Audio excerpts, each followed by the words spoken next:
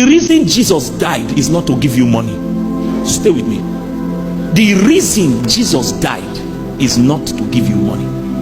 It's not your poverty that took him to the cross. Let me rephrase that. It's not your financial poverty that took him to the cross.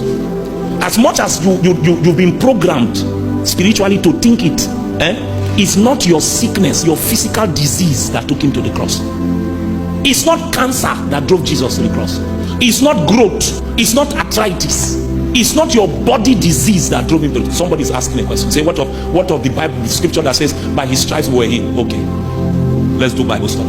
Isaiah 53 and verse 5. I taught the kind of things you are thinking. I taught it for many years until I began to read scriptures for myself. Is there healing in the hand of God? Yes. Can God heal the sick? Yes. There is healing in the kingdom. But Jesus did not die to heal your body. That's not what put him on the cross. The reason a lot of us have these frustrations in our Christian faith is because we have been programmed for long to think the wrong things. People have taught things that they think will make people emotionally comfortable. We are afraid of truth. We are a generation who thinks that if you teach truth, people will not want to sit down to listen to truth. We will prove them wrong. When you read scriptures, always read the Bible in context. It was for us that he came. He was suffering the things he was suffering for us, not for himself. Meanwhile, when we were looking at him, we were thinking that God was the one afflicting him for another reason whatsoever. What exactly are the griefs and the sorrows of man? And the wounds were for transgressions, the bruises were for iniquities, the chastisement was for peace. The whole enterprise was for healing.